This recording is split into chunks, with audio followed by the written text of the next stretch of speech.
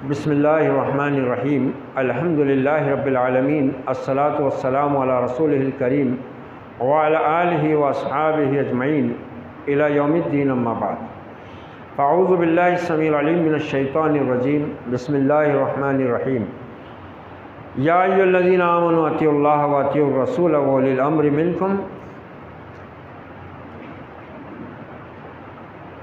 وعن النبی صلی اللہ علیہ وسلم قال من صام رمضان ایمانا و احتسابا غفر له ما تقدم من ذنبہ۔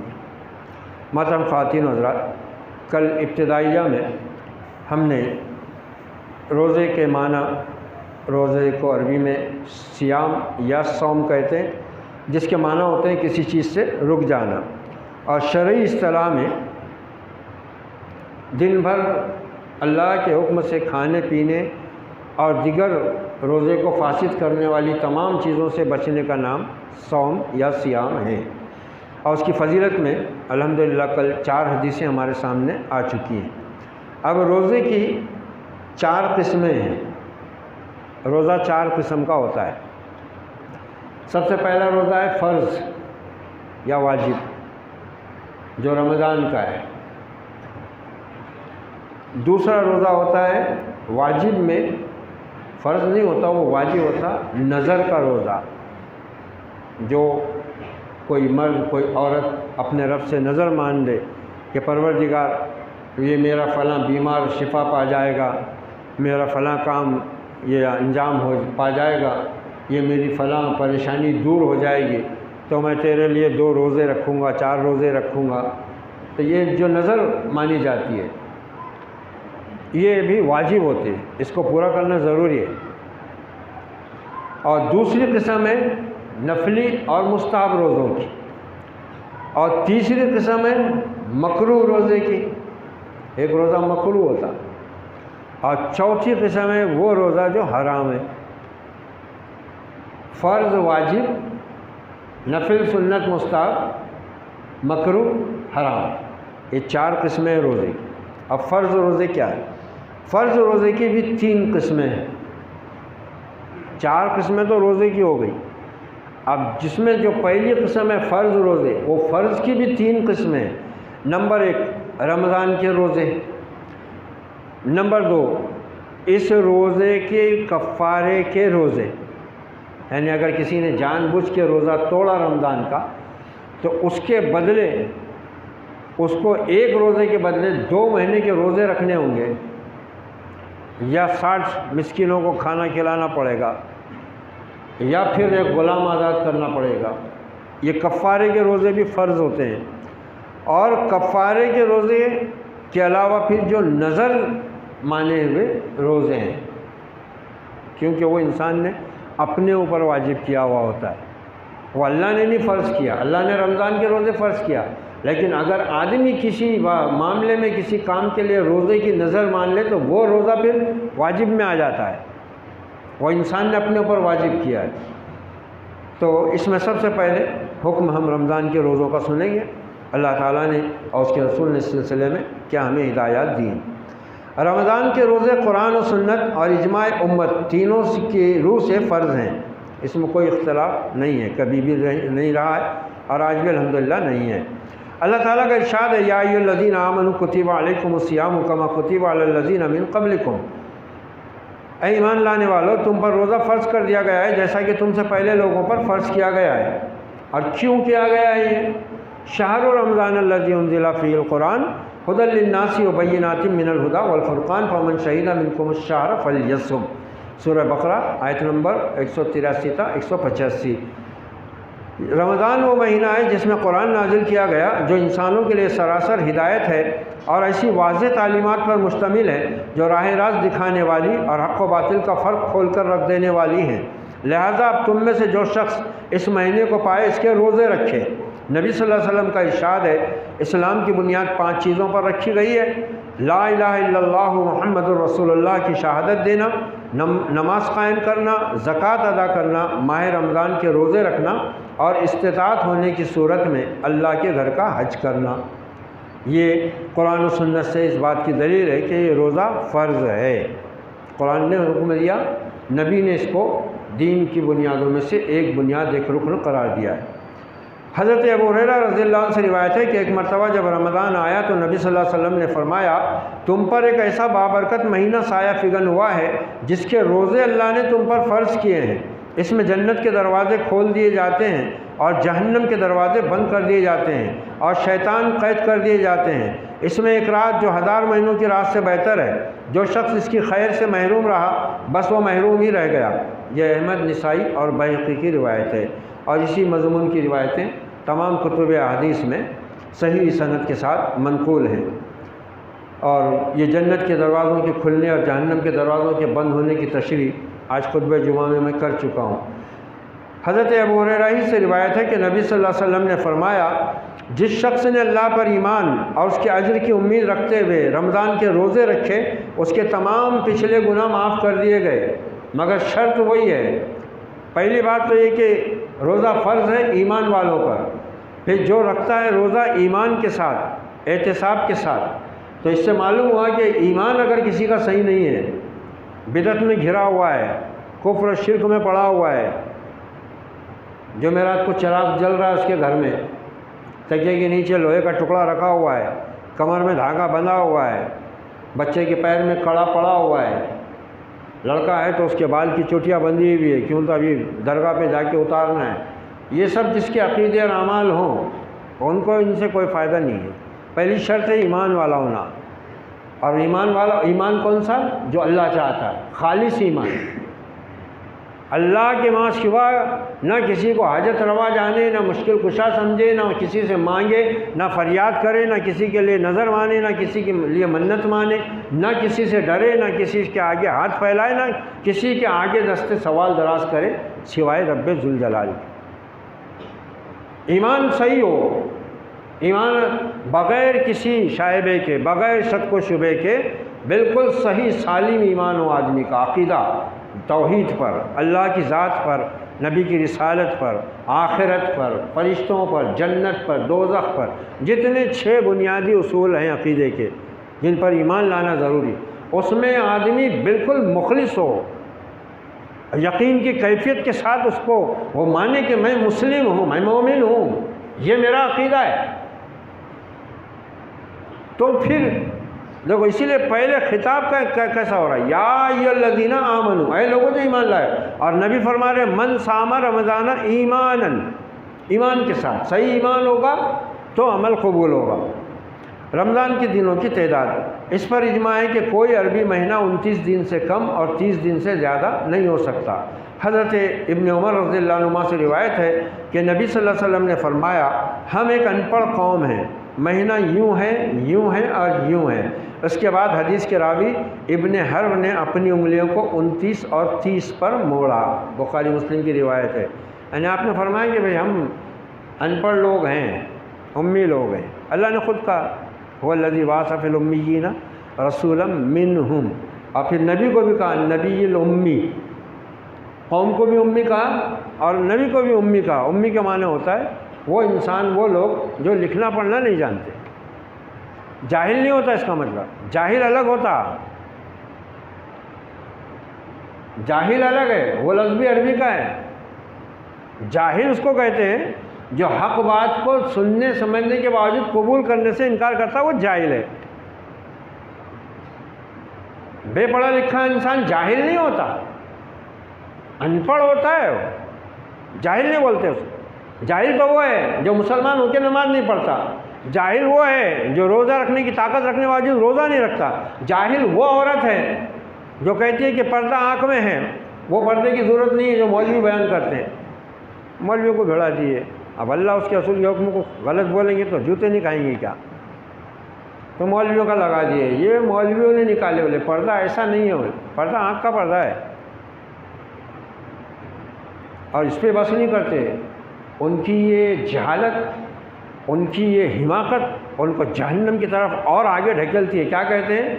پردہ کرنے والوں سے بے پردہ عورتیں اچھی ہیں، نماز پڑھنے والوں سے بے نمازی اچھے ہیں، داڑھی رکھنے والوں سے منڈے ہوئے مخنث اچھے ہیں۔ کیا ہے؟ سیدھا کفر ہی ہے، کفر ہے، بغاوت ہے اللہ کے خلاف، اس کی کتاب کے خلاف، اپنے دین کے خلاف۔ یعنی نہ صرف یہ کہ اللہ کے حکم کو پسند نہیں کر رہے، بلکہ اس میں یہ تک کہہ رہے ہیں بے غیرت بے حیا کہ پردہ کرنے والے بہت اندر کام بتاتے باریک، بے پردہ جو رہتی عورتیں وہ اتنی خراب نہیں رہتی۔ انا للہ و انا الیہ راجعون، یعنی گناہ ہی نہیں، گناہ کے اوپر پورا اعتراف گناہ کا، اور اس کے اوپر گھمنڈ زعم کہ یہی اچھا ہے، یہی صحیح ہے۔ توبہ کرو۔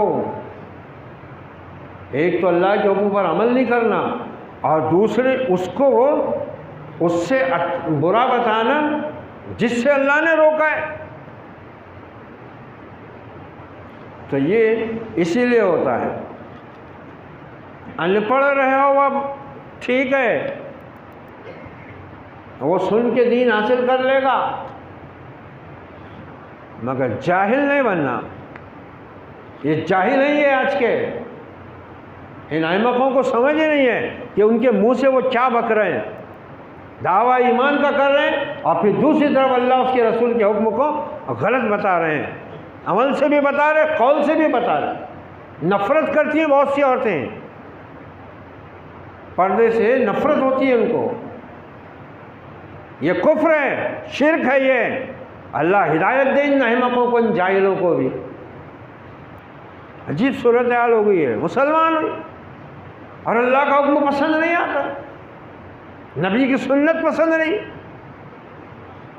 یہ بتا دیا آپ صلی اللہ علیہ وسلم، میں تو امی ہوں، میری قوم بھی امی ہے، لیکن میرے رب نے مجھ کو وحی کے علم کے ذریعے وہ دین دیا ہے جو قیامت تک انسانوں کو اللہ کی بندگی کا راستہ بتائے گا، اور آخرت میں جنت میں لے جا کر نعمتوں میں داخل کر دے گا۔ یہ ہے، جاہل نہیں بننا۔ ان پڑھ اچھا ہے، ان پڑھ سے خطرہ نہیں ہوتا، وہ سنتا ہے، سیکھتا ہے، سمجھ لیتا ہے، مگر جاہل وہ جانتے ہوئے بھی جہالت کا ارتکاب کرتا ہے۔ اس لیے اس سے پناہ مانگی گئی ہے، اور ایسے لوگوں کو جاہل کہا گیا جو حق کو حق جانتے ہوئے بھی قبول نہیں کرتے، پھر وہ چاہے دنیاوی اعتبار سے کتنے بھی بڑے بڑے ڈگریوں اور ڈپلوما کے ہولڈر کیوں نہیں ہو جاتے، اور ان میں کائی کی بھی پن کائی کیوں نہیں لگ جاتی، وہ جاہل ہے۔ وہ ہولڈر کائی میں بھی لگا دو، اس کو کوئی بھی پن ڈال دو اس میں، وہ جاہل ہے۔ وہ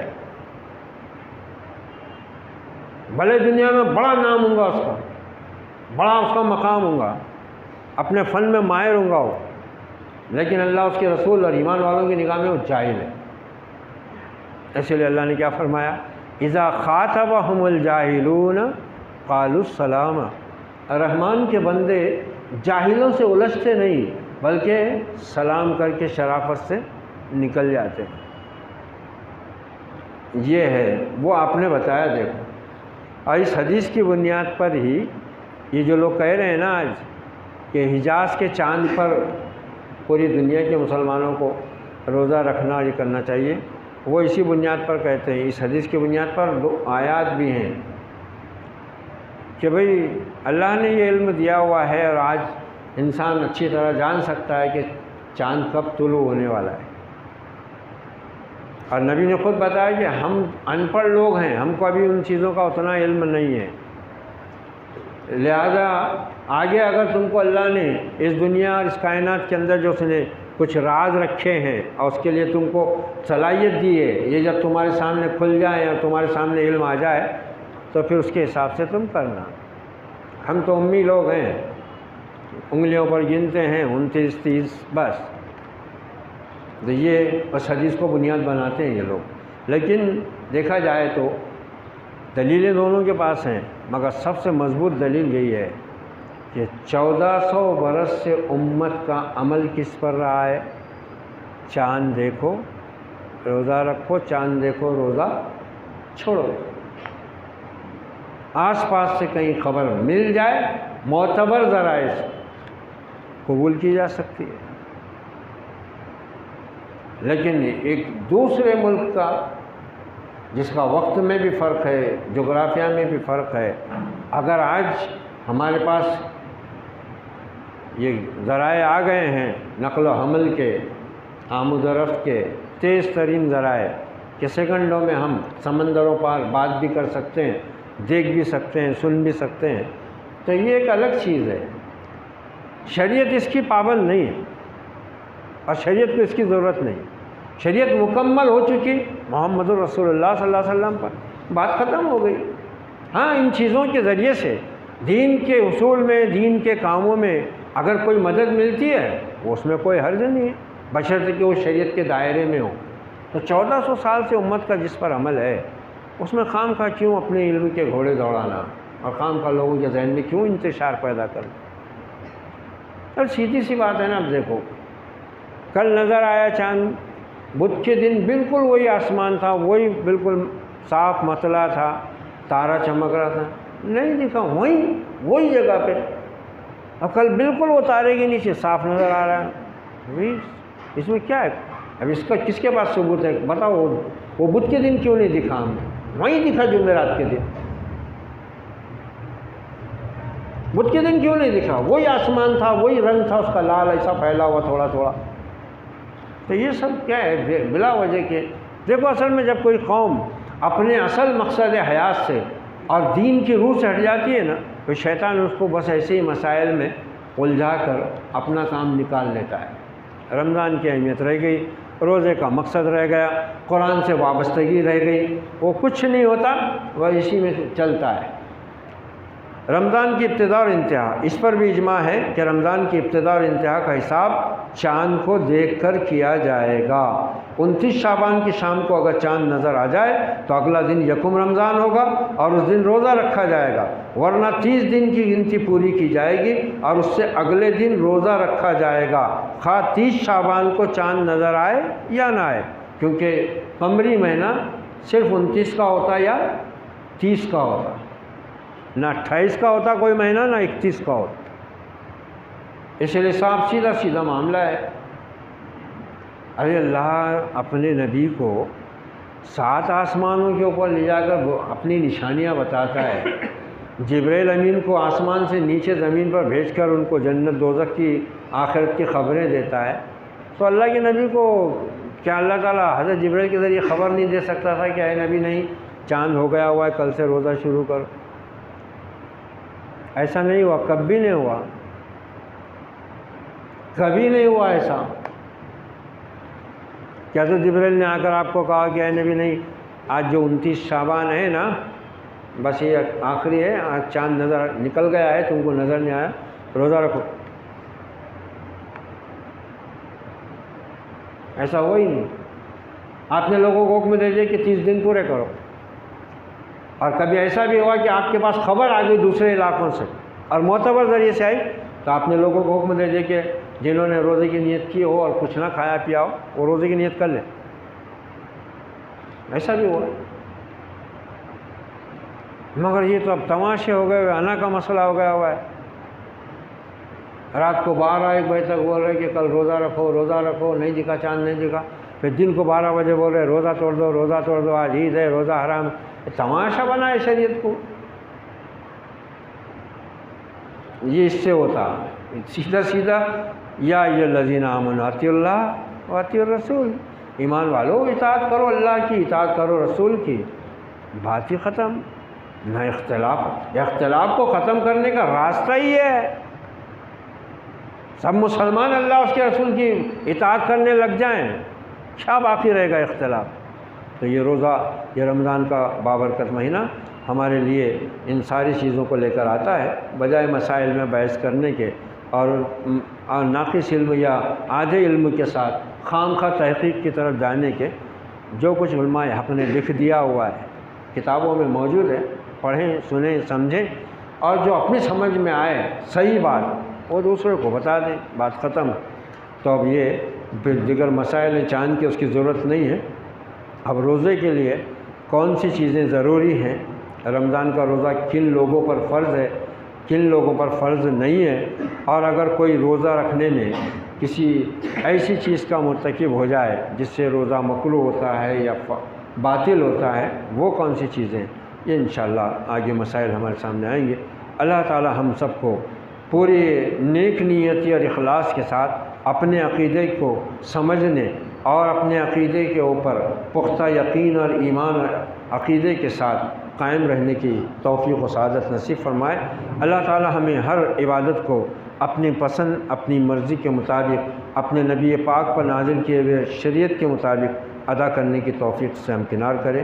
ربنا تقبل منا انک انت السمیع العلیم وتب علینا انک انت التواب الرحیم، وصلی اللہ علی النبی وعلی آلہ واصحابہ اجمعین۔ سبحان ربک رب العزۃ عما یصفون، السلام علی المرسلین والحمد للہ رب العالمین۔